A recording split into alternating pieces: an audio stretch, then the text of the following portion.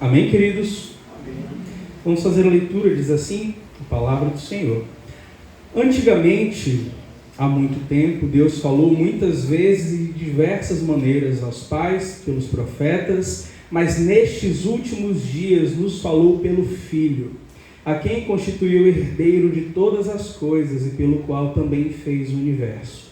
O Filho, que é o resplendor da glória de Deus e a expressão exata do seu ser, sustentando todas as coisas pela sua palavra poderosa. Depois de ter feito a purificação dos pecados, assentou-se à direita da majestade nas alturas. Vamos orar. Senhor, muito obrigado pelo teu maravilhoso amor, pela sua graça que é conosco. Nós entregamos as nossas vidas ao Senhor. Nessa série que se inicia hoje, nós pedimos que as suas misericórdias nos acompanhem, que a sua graça esteja conosco, que por meio do seu Espírito o Senhor possa fazer com que nossos corações estejam abertos para a sua palavra, que possamos todos nós aqui ser conduzidos à sua vontade, crendo que Cristo está acima de tudo e de todos. Nos dirige nessa noite, nós oramos em nome de Jesus. Amém. Meus queridos irmãos, nós vivemos em um mundo que nós costumamos falar que é um mundo de cosmovisões em conflito. Um mundo onde tem muitas formas diferentes de se enxergar a realidade.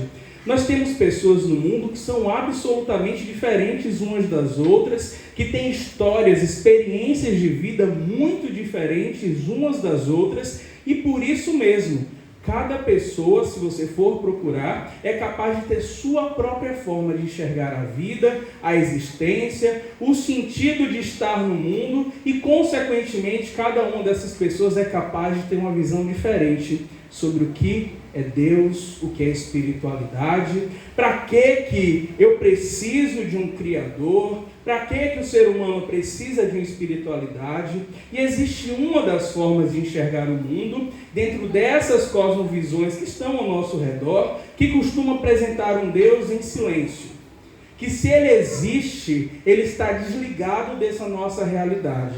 Ele é um Deus que não fala, é um ser distante, que não é possível acessar, Ele não tem nenhum compromisso conosco e nós não podemos ter nenhuma certeza a seu respeito. É uma forma de enxergar o mundo. Já outro grupo, que tem muita gente até, se formos olhar, acredita que Deus está em tudo e fala através de todas as religiões, ou mesmo que não tenha uma religião. Deus fala através de pessoas, da natureza, fala através do tarô, de búzios, fala através de bola de cristal, fala através de tudo, é capaz de falar até através de um banco como esse. Como se a comunicação de Deus fosse completamente aberta, sem uma fonte principal da voz dele. Mas entre essas duas e tantas outras formas de enxergar o mundo que nós vamos encontrar na nossa caminhada, a verdade é que nós precisamos de segurança. E precisamos ter firmeza sobre quem é Deus. Porque a divindade de Deus, a espiritualidade humana é um assunto muito sério, para que a gente se contente com qualquer visão sobre Deus. Imagine comigo, é muito desesperançoso você pensar em um Deus que é muito poderoso, inteligente, capaz de criar um mundo complexo como o nosso, capaz de nos criar, mas pensar que Ele não se importa conosco, que Ele está desligado da nossa realidade. Mas também não traz esperança nenhuma você pensar em um Deus que, ainda que seja poderoso, inteligente, esse Deus deixa sua voz confusa, perdida, em meio a um monte de forma diferente, que depende de um esforço absurdo para você conseguir chegar nela. Todos nós sabemos que o ser humano tem um desejo de se conectar com Deus, se conectar com o Eterno. Mas isso não pode ser satisfeito enquanto não se tem convicção, certeza de que é possível se chegar a Deus. No meio de um mundo como o nosso, que é de diversidade, com várias formas diferentes de se enxergar a realidade, nós precisamos ter certeza de onde Deus está, como nos chegar até Ele, e embora alguns céticos, incrédulos, discordem de todos nós em relação a isso, saber quem é Deus e como chegar até Ele é questão de vida ou morte. Desde sempre é assim. Por isso que quando nós olhamos para a cosmovisão, a forma de enxergar o mundo, que sai da palavra de Deus, da Bíblia, a cosmovisão bíblica sempre vai servir para todos nós de esperança e de consolo. Ler a vida a partir da Bíblia, das Escrituras, faz toda a diferença. Porque ela mesma que nos mostra que se tem algum conhecimento possível no mundo a respeito de Deus, não é resultado de um empreendimento humano, da busca do próprio ser humano em seu esforço, mas é um ato do próprio Deus baseado em sua graça. Sabendo que nós seríamos incapazes mesmo de tateando, encontrá-lo, ele veio ao nosso encontro. Descortinou a sua realidade. Deus, meus queridos irmãos, ele se mostrou, ele se revelou. Em sua graça foi Deus, não fomos nós que conquistamos isso, mas foi Deus que decidiu presentear a humanidade com o seu ser, com a visão dele. E ele mostra nisso que continua sendo poderoso, inteligentíssimo. E como a gente vai ver no Salmo 19, ele é um Deus que tem uma forma geral de se revelar. Ele revela os seus atributos ao mundo, dizendo para nós que os céus proclamam a sua glória. Os céus, a natureza criada, anuncia os seus atributos. Mas ele desde sempre também se revelou à humanidade por meio de formas especiais, meios legítimos que ele mesmo definiu quais seriam, que mostram que Deus não é simplesmente um ser que é grande e inteligente.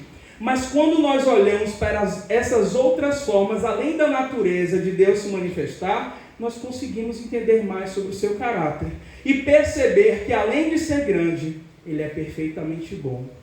Ele é um Deus amoroso. Ele é um Deus acessível, santo, e é um Deus relacional. Ele gosta de criar relacionamento com o ser humano. E mais do que romper o céu, em uma ou outra oportunidade, falar a sua vontade e depois se esconder, se isolar, o Deus único e verdadeiro das Escrituras é um Deus de relacionamento constante, de comunicação, apesar de ser grande, estar além de tudo que existe. Mas nessa comunicação ele não faz as coisas de qualquer forma. Ele é muito cuidadoso e providencial. Não é alguém que se revela aleatoriamente, como se estivesse estimulando, brincando com os homens. Procurem, como se fosse uma caça ao tesouro, para que a gente ficasse perdido, confuso, e que a comunicação com Deus ou a descoberta dele ficasse restrita somente a pessoas muito sábias, experientes em toda a sabedoria do nosso Deus. E cuidado com os nossos corações. Ele mesmo, isso é importante, ele mesmo é quem indica onde nós podemos ouvir a sua voz, para que nós não sejamos enganados, para que nós não confundamos o Deus verdadeiro com ídolos criados por homens, e sim, nós possamos encontrá-lo, conhecê-lo e assim satisfazer o nosso coração. Mas como nós veremos aqui nessa epístola aos Hebreus, essa satisfação do coração só vai ser real, verdadeira no encontro com as Escrituras, quando nós percebermos que a revelação de Deus na história tem um sentido único, tem um propósito claro desde o início, falando na história de diversas formas, em determinados e diversos momentos. Toda a revelação de Deus tinha um alvo, tinha um ponto principal, e é o Filho, Jesus Cristo, o Salvador do mundo. Sobre ele, o autor aos Hebreus aqui começa a sua carta com exaltação, glorificando aqui, dizendo que ele é a revelação suprema de Deus na história. Como João escreveu muitos anos depois ainda, ele, que é a palavra que se fez carne, habitou entre nós, é a palavra final de Deus para a humanidade.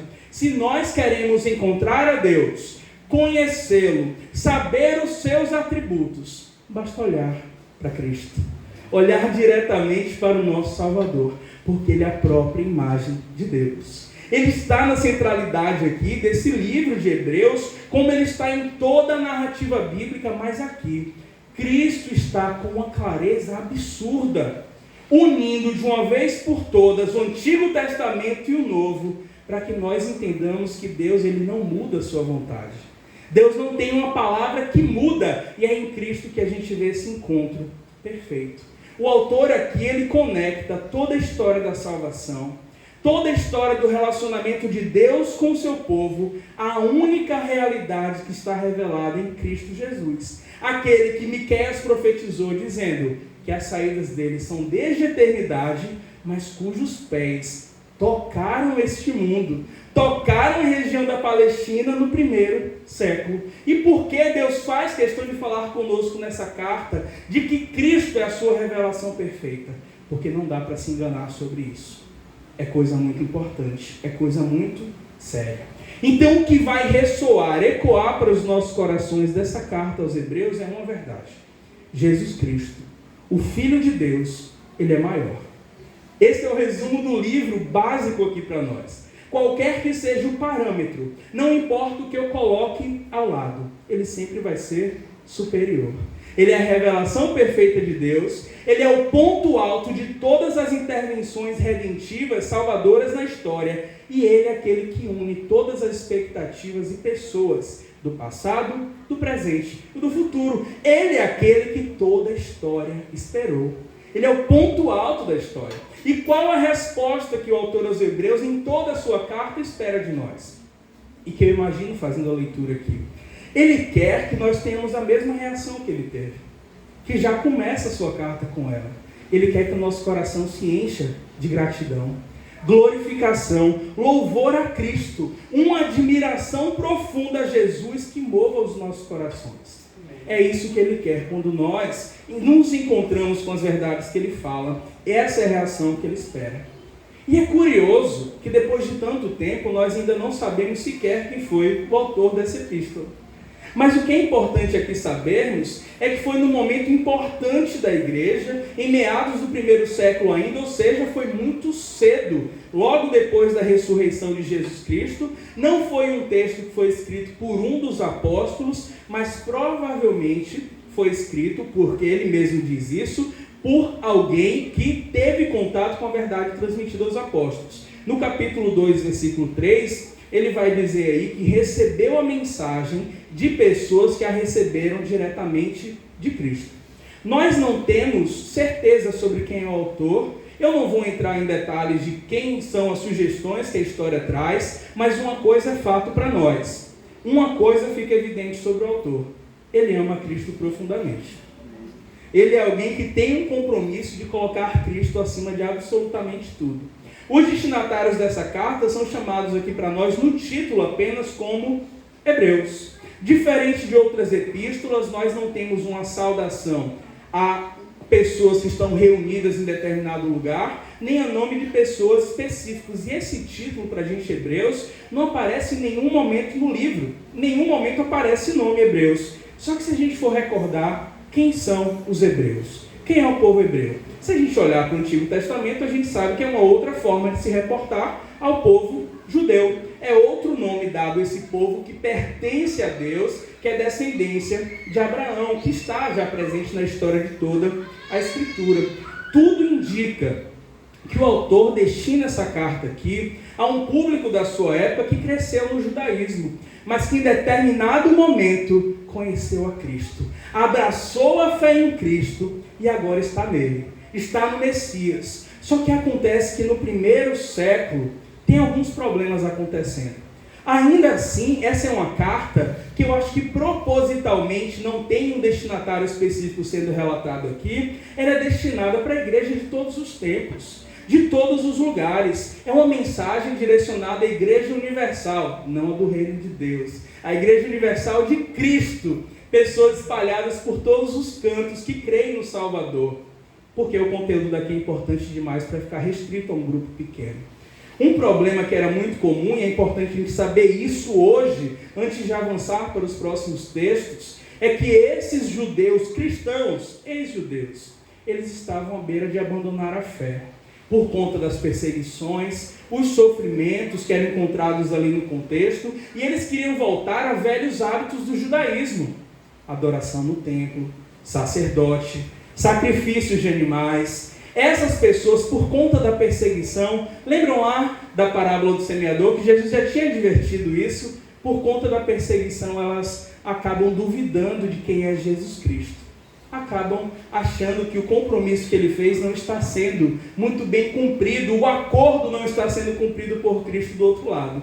Só que a resposta do autor aos Hebreus aqui para a gente é direta. Ele mostra que Jesus é maior do que tudo que pode ser colocado ao lado. Ele é maior que os profetas, ele é maior que os anjos, ele é maior do que qualquer coisa, inclusive sobre os reis. Ele é maior do que todos aqueles que hoje são responsáveis pela perseguição, pelo menos na data de escrita dessa carta.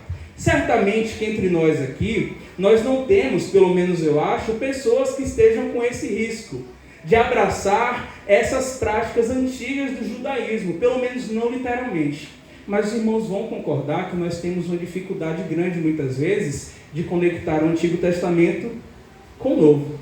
E nós temos uma tendência terrível, muito ruim, de olhar as coisas que Deus nos concedeu, olhar tudo aquilo que nos cerca e muitas vezes julgar, ou pelo menos nos posicionar como se fossem mais importantes que Jesus Cristo. Trabalho, família, sonhos. Mas em resposta a isso, a declaração que deve sair do nosso coração, a partir dessa revelação é: Jesus é maior e melhor que absolutamente tudo. Vamos avançar então no texto, vamos ler o versículo 1 e o versículo 2, parte A.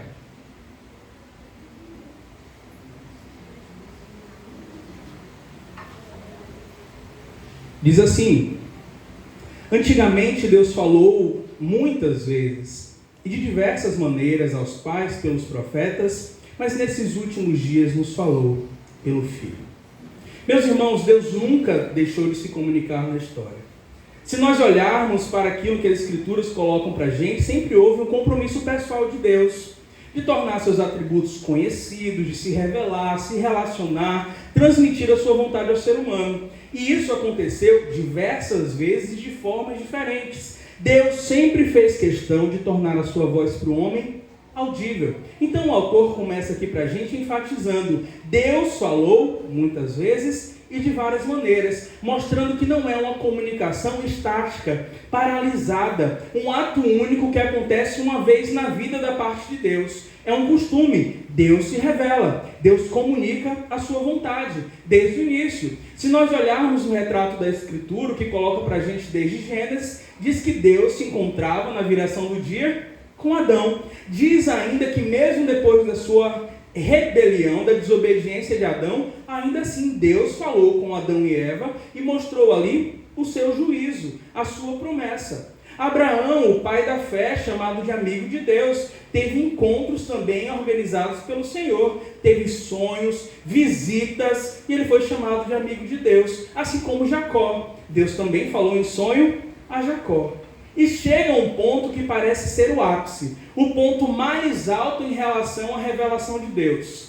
Nós olhamos para Êxodo 33, versículo 11, e vai dizer no que parecia ser o máximo que Deus poderia chegar perto do ser humano, vai dizer que com Moisés Deus falava face a face. Outras pessoas Deus capacitou com seu espírito para escrever palavras, com narrativas históricas, salmos, livros proféticos, sermões, mas o fato é, o Deus que habita em luz inacessível, o Deus eterno, que é invisível, ele não está na história em silêncio, pairando sem compromisso nenhum com o homem, mas costumeiramente é normal que ele se aproxime do homem e comunique a sua vontade, que ele fale, e ele faz isso há muito tempo e de diversas maneiras. Essa expressão de diversas, muitas maneiras, a ideia apropriada aqui para nós usarmos é que Deus falou no passado com os pais, com os profetas, por diversas partes, que sozinhas até tinham algum sentido. Eram e são importantes, são plenamente verdades, inerrantes, Só que se isso tudo, esses textos que foram escritos no Antigo Testamento, forem lidos de forma isolada, aí nós vamos perceber como eles são incompletos.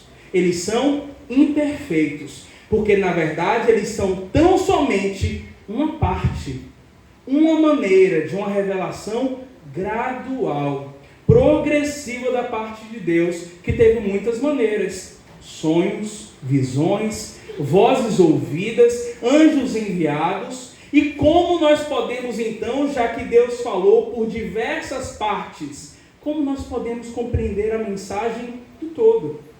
É o que está dito no versículo 2, parte A. Nos últimos dias, quando chegou o ponto alto da história, Deus nos falou por meio do Filho, que não é mais um dentre tantas formas de Deus falar, não é somente mais uma parte, mas é a palavra final de Deus. O Filho é o ponto alto. Ele é maior do que todas as outras formas de Deus se manifestar na história. E é Ele que marca para nós a concordância, a união entre passado, presente e futuro. Hoje de manhã nós falamos sobre um texto na escola bíblica que fazia já parte do sermão, que é Mateus 17. Ali nós temos o relato, se os irmãos quiserem abrir para irem acompanhando, temos o relato do episódio da transfiguração de Jesus Cristo. O texto diz que Jesus estava, e isso não é uma visão, é um fato, é um momento histórico. Jesus está em um monte alto e tem ali o seu círculo mais próximo, que são Pedro, Tiago e João. E diz o texto que ali ele ficou transfigurado, ou seja, teve uma mudança no seu aspecto, uma transformação na sua aparência, de modo que o seu rosto resplandeceu como a luz do sol, e suas roupas, suas vestes estavam tão brancas ao ponto de parecer a luz. No instante seguinte desse relato, aparecem dois personagens que são conhecidos nossos, Moisés e Elias, que são dois representantes importantes desse modelo de comunicação de Deus do passado. Aí o texto diz o seguinte, queria que você acompanhasse comigo, Mateus 17, do 5 ao 8. Olha o que diz. E estando ele ainda a falar, eis que uma nuvem luminosa os cobriu. E da nuvem saiu uma voz que dizia: este é o meu amado filho, em quem me comprazo, escutai-o. E os discípulos, ouvindo isto, caíram sobre os seus rostos e tiveram grande medo. E aproximando-se Jesus, tocou-lhes e disse: levantai-vos, e não tenhais medo. E erguendo ele os olhos, ninguém viram, senão unicamente a Jesus. Eles não viram, depois daquele momento, mais ninguém, senão Jesus. Moisés saiu da cena. Elias saiu de cena. E quem permaneceu? Jesus Cristo. O episódio é perfeitamente ilustrativo para nós do que a carta aos Hebreus está dizendo. Moisés e Elias são parte da revelação de Deus no passado. Mas agora o que Deus diz é: ouçam o Filho. Olhem para ele. Prestem atenção nele. Eles saíram de cena. Mas está aquele por meio de quem Deus fala. E fala agora de forma perfeita. Moisés falou a mesma coisa lá em Deuteronômio 18, versículo 15. Ele falou: Yahvé, o Senhor, vai levantar dentre nossos irmãos outro profeta como eu. A ele escutem, ouçam. Isso se cumpre em quem? Em Cristo. As coisas do passado relacionadas ao Antigo Testamento não devem ser, não podemos nos confundir também, serem descartadas, abandonadas. O que deve trazer aqui, deve vir à nossa mente, é que todos os episódios do passado, de Gênesis a, qual é o último livro antes de Mateus? Malaquias, devem ser lidos sob a luz de Cristo. Tudo deve ser lido a partir de Cristo. Este é aquele por meio de quem Deus quis falar conosco nos últimos dias. A Ele devemos ouvir. E é interessante como o autor aos Hebreus aqui estrutura esse pensamento. Antes Deus falou diversas vezes, de várias maneiras, aos pais e aos profetas, mas nos últimos dias nos falou por meio do Filho. Meus queridos, por meio de Jesus Cristo, Deus falou conosco. Deus falou ao nosso coração. Como o autor aos Hebreus vai colocar no capítulo 4, versículo 12. Por meio de Cristo, Deus nos falou de forma viva e eficaz. Ele fala diretamente conosco, sem nenhum outro intermediário. E olha que coisa gloriosa. Em sua graça, Deus decidiu nos falar por meio daquele que assumiu a nossa estrutura. Aquele que se esvaziou ao ponto de se fazer como nós, homens, para que na simplicidade dele, Deus não fosse simplesmente ouvido, mas enxergado, tocado. Deus veio diretamente ao nosso encontro ao ponto de homens, pecadores, falhos, terem ficado ao seu lado, próximos, como ninguém mais pôde na história. Que privilégio estava reservado para os últimos dias dos quais todos nós fazemos parte.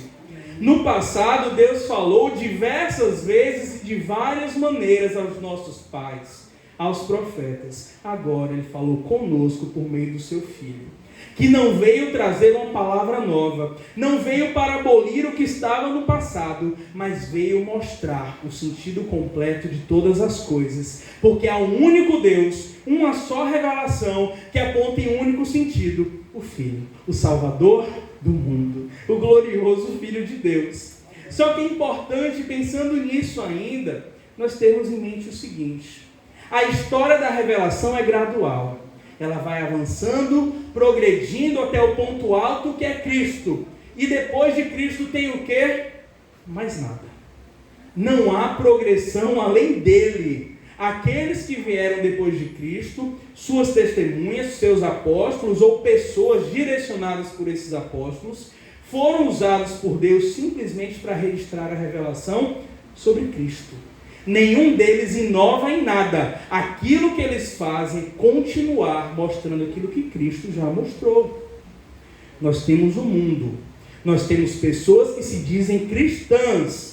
Dizem que compartilham da fé em Cristo, baseadas nessa Escritura, mas estão contagiadas por um mal de querer ir além de Cristo.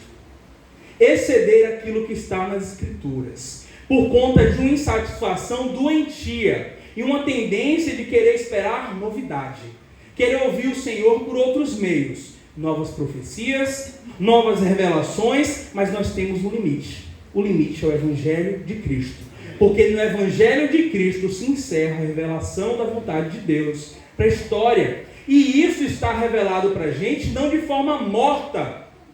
Essa palavra é viva. E o registro de Cristo para nós temos visto aqui em Marcos. É como se ele estivesse fazendo tudo aquilo diante de nós. É como se nós estivéssemos o observando, é um relato vívido. E ele mesmo disse: olha, eu continuarei com vocês até a consumação dos séculos. Então, este é a palavra final de Deus. Por isso que lá em Gálatas capítulo 1, versículo 8, Paulo vai dizer: olha, se nós, ou mesmo um anjo do céu, lhes anunciar um outro evangelho, seja anátema, seja amaldiçoado, porque depois da palavra de Cristo não tem uma nova parte para nós esperarmos.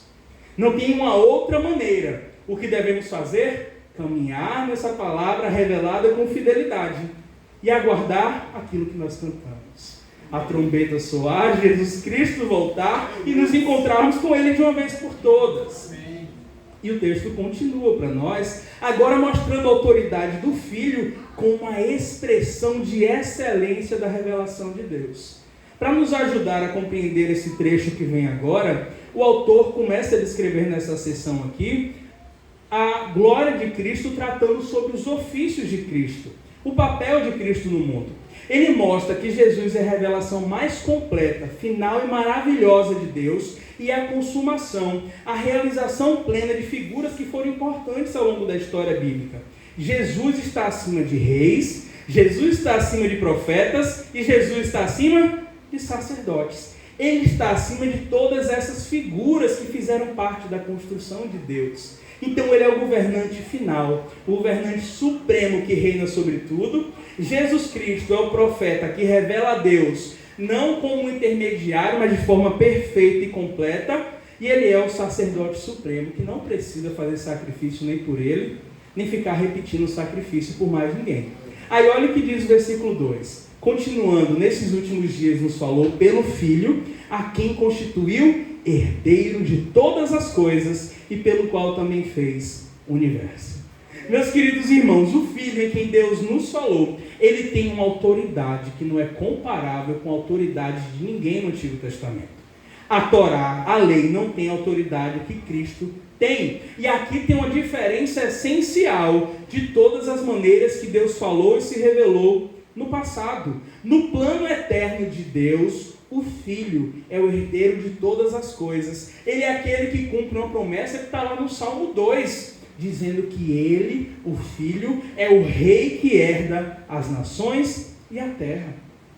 O Filho, por meio de quem Deus nos fala, é o rei final. Os reis da terra durarão até determinado momento, mas Cristo será eternamente aquele que reina e sujeita todas as coisas aos seus pés. Ele é o herdeiro de todas as coisas. Nenhum bem, nada de precioso pode ser encontrado fora dele. E o autor ainda complementa para nós: o seu direito é absoluto, e isso tem uma razão, que ninguém vai poder dizer a mesma coisa. Ninguém vai reivindicar a mesma autoridade, porque foi por meio dele que Deus fez o universo. Como Paulo vai dizer aos Colossenses, nós cantamos em alta voz, pois nele foram criadas todas as coisas nos céus e na terra. E como a gente vê João lá também no seu primeiro capítulo do relato das boas novas dizendo, tudo foi criado por meio dele e para ele. Sem ele, nada do que foi feito se fez. Quando pensamos, então, na obra da criação que foi revelada a Moisés, que está exposta para nós aqui em Gênesis, já estava lá. Aquele que agora Deus nos mostra como sendo a sua revelação máxima. A autoridade da revelação de Cristo é muito superior, porque nenhum desses do passado ou do futuro, que apareçam dizendo que são reveladores da vontade de Deus, nenhum deles pode dizer, todo o poder me foi dado nos céus e na terra. Nenhum vai poder dizer isso, a não ser que seja mentira. Mas de forma verdadeira, somente Ele. Ele é dono de toda a realidade, de todo o universo, de todo centímetro quadrado da terra que tiver. Ele, e de todo o universo, Ele tem autoridade. Por isso mesmo que Ele é capaz de declarar: antes que Abraão existisse, eu sou. Antes que Moisés existisse, eu sou. Vocês podem admirar quem quer que vocês admirem. Antes de qualquer um, eu sou. Mas não se encerra por aí. O autor aos Hebreus, ele está aqui numa crescente. É uma progressão de excelência para mostrar essa suprema, a superioridade da revelação de Deus em Cristo. E ele vai dizer agora que ainda, ele é o profeta que revela a Deus de forma perfeita e ele é o sacerdote supremo. Olha o versículo 3, a parte A. O Filho, que é o resplendor da glória de Deus e a expressão exata do seu ser, sustentando todas as coisas pela sua palavra poderosa. Então, é mais do que simplesmente um homem que se revelou na história, que foi capacitado por Deus para pregar, para ensinar. Ele tem uma autoridade que é incomparável. E a própria descrição que o autor aos Hebreus faz aqui, já é uma exaltação da figura de Cristo. Já é a glorificação dele. Ele vai dizer que é o resplendor da glória de Deus e a expressão exata do seu ser. Quer dizer que ele é o reflexo exato.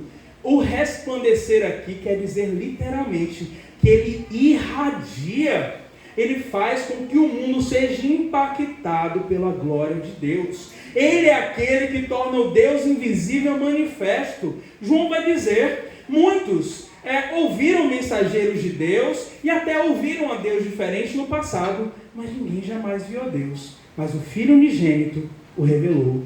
Ele é a imagem do Deus invisível. Nele está impressa, marcada a divindade de uma forma como em nenhum outro. Ele tem a mesma essência do Pai e glória.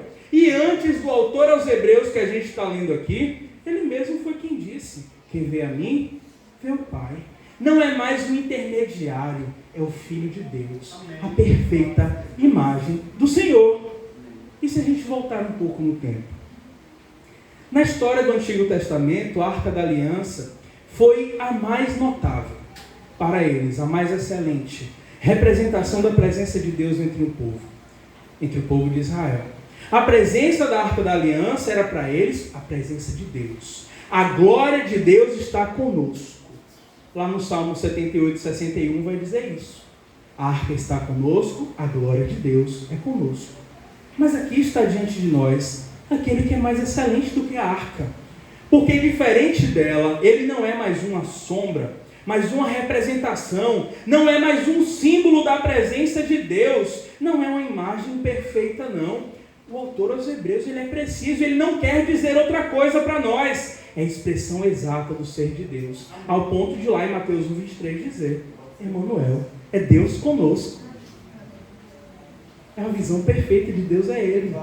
Durante muitas gerações, muitas vezes, os israelitas esperavam a manifestação desses últimos dias que estão sendo colocados aqui.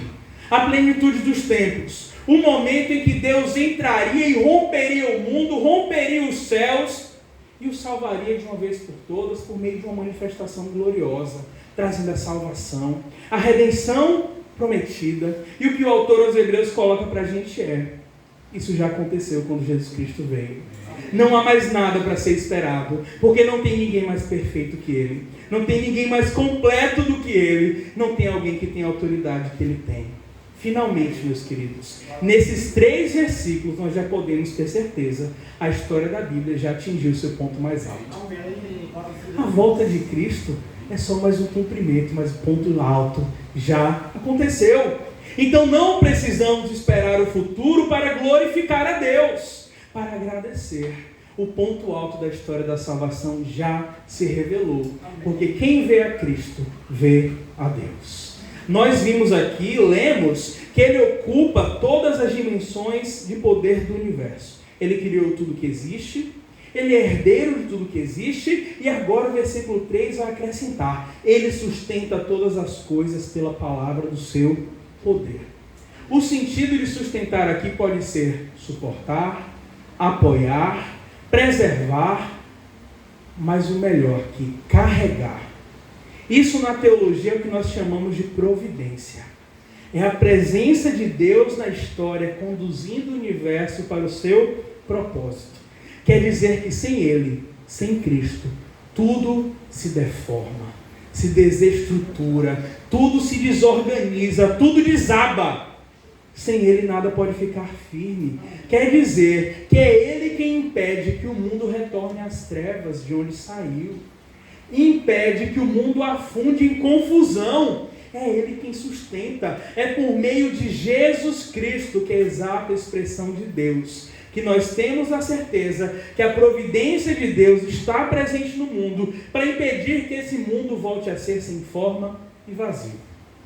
Este mundo, porque Cristo se revelou, não está andando para a destruição, está andando para a restauração. E quem está carregando o mundo para a restauração? Ele mesmo. A ideia de carregar aqui é importantíssima para a gente. Quer dizer que Ele, por meio da sua palavra, sustenta, sem esforço nenhum, porque Ele é todo poderoso. Ele carrega todas as coisas para levar para o fim que Deus designou. A palavra de Deus, meus queridos, a palavra de Cristo é a única capaz de conduzir todas as coisas criadas, inclusive nós mesmos, à ordem. É Ele que organiza as nossas vidas. É Ele que nos leva para o centro do propósito de Deus. Por isso que Ele está no centro. Aí Ele diz lá em Jeremias 7:23 o seguinte: deem ouvidos à minha voz, e eu serei o seu Deus, e vocês serão o meu povo. Andem em todo o caminho que eu lhes ordeno, para que tudo lhes vá bem. Só existe uma forma de viver bem nesse mundo, sob a palavra daquele que carrega, sustenta todas as coisas. Embora no seu ministério terreno ele não tivesse um esplendor visível, caminhou entre nós, no primeiro século, numa região desprezada da Palestina, o próprio Criador e sustentador de todo o universo, de todas as coisas. Muitos não enxergam isso, mas nós enxergamos por meio dessa palavra hoje. Amém. O mesmo que no início das coisas que nos é revelado, transformou a escuridão e caos em luz e ordem, ele permanece tendo a supremacia do universo e cuidando de todos nós. Ele é quem protege a humanidade dos impulsos destrutivos, dessa nossa capacidade de destruir tudo, desde que o pecado entrou no mundo. Se as coisas não são piores no mundo, é porque o mundo e todos que habitam no mundo, que pertencem a Cristo, não estão entregues à própria sorte. Todos nós só ainda estamos aqui porque somos sustentados, apoiados, suportados, carregados por Deus. Amém. Só por isso. A segunda parte, então, do versículo 3, por fim.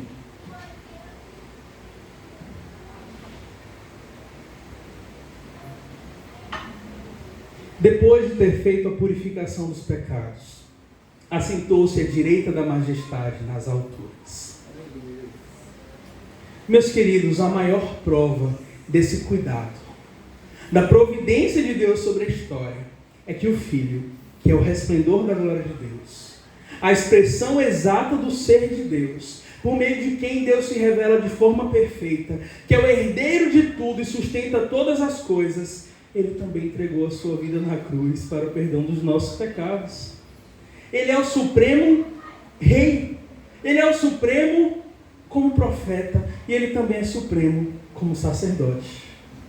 Isso é maravilhoso. De acordo com a lei mosaica, aquilo que fez parte da antiga aliança, o sacerdote tinha que fazer expiação no dia da expiação. Um dia específico para isso, para limpar os seus próprios pecados e os pecados do povo, como está lá em Levítico 16, do 29 ao 34. Mas esse sacerdote era um homem imperfeito, pecador, e o seu trabalho, por consequência, também imperfeito. Ele precisava de sacrifícios de animais para primeiro perdoar seus próprios pecados, para depois perdoar os pecados do povo. Jesus, não. Sem nenhum engano na sua boca, sem nenhuma mácula, sem nenhuma maldade, ele ofereceu a si mesmo na cruz de uma vez por todas, assumindo a culpa pelos nossos pecados, a fim de nos tornar, como diz o texto, puros, limpos diante de Deus. A purificação dos pecados que Arão trouxe foi simplesmente representativa, simbólica, do que era verdadeiro e real, definitivo. Porque, como o autor aos Hebreus vai colocar no capítulo 10, em versículo 4, é impossível que sangue de touro e de bodes perdoe pecados. Não tem como remover pecado. Então, toda essa realidade do passado é uma sombra, uma realidade temporária para o que agora está cumprido em Cristo. Ele é o perfeito da revelação de Deus, da majestade de Deus e do perdão de Deus. Isso, meus queridos, nos constrange. Mesmo sendo quem Ele é, olha onde o autor coloca isso. Depois de exaltar a figura de Cristo. Mostrar que não tem ninguém com maior glória do que Ele, mas ao mesmo tempo não tem ninguém com maior humildade do que Ele. Se entregou. Para fazer isso para nós, em nosso favor. Ele assumiu ao mesmo tempo, é o que diz as Escrituras para todos nós, a posição de sacerdote e de sacrifício. E se entregou de forma voluntária como Cordeiro de Deus que tira o pecado do mundo. E fez isso quantas vezes? Uma única vez. E para todo o sempre. De forma perfeita, eficaz, completa, de forma que jamais nós precisaremos de outro sacrifício ou de outro sangue para assegurar o nosso pleno, definitivo, perfeito e irrevogável perdão. Amém. Não pode ser tomado, porque não foi também conquistado. Como o autor, ele nos convoca aqui, a Ele devemos ouvir. É a Ele que devemos exaltar. Porque o que acontece depois disso, de nos purificar dos pecados? Ele assenta-se à direita da majestade nas alturas. Ele senta à direita do Pai. Para o nosso perdão, esse que é exaltado, absurdamente maior do que tudo, ele teve que se humilhar, se aniquilar, se esvaziar. Mas depois de ter cumprido tudo, ele assumiu novamente. Ele teve devolvida a glória que ele tinha desde antes do mundo existir. A humilhação dele foi passageira. Um pequeno período se comparado à eternidade. E esse agora é o resultado da obra dele. A evidência de que a obra dele foi como ele declarou, está consumado. Foi perfeita. E a exaltação dele é a prova de que o sacrifício foi aceito por Deus. Nós temos o perdão. E agora ele está exaltado nas alturas. Para ser ali o nosso substituto, ele precisou ser humilhado. Ele precisou ser entregue aos seus inimigos que zombaram dele, escarneceram, o mataram de forma violenta, mas agora ele está acima de toda oposição. Ele está longe de qualquer humilhação, porque agora ele está na mais alta posição, na presença do Deus eterno, colocando todos os inimigos debaixo dos seus pés. Na sua humilhação, ao cumprir o seu ministério terreno, assumindo o nosso lugar, sem majestade nenhuma atrativa. Mas agora, depois de ter realizado, cumprido a sua missão, ele está, como diz o texto, em majestade e glória. Isso nós enxergamos como? Pela fé. Porque essa palavra está dizendo para nós. Amém. Mas diz essa palavra que um dia todos os olhos do mundo verão. Até aqueles que já morreram serão ressuscitados para que vejam. Tendo ou não a Cristo, todos verão.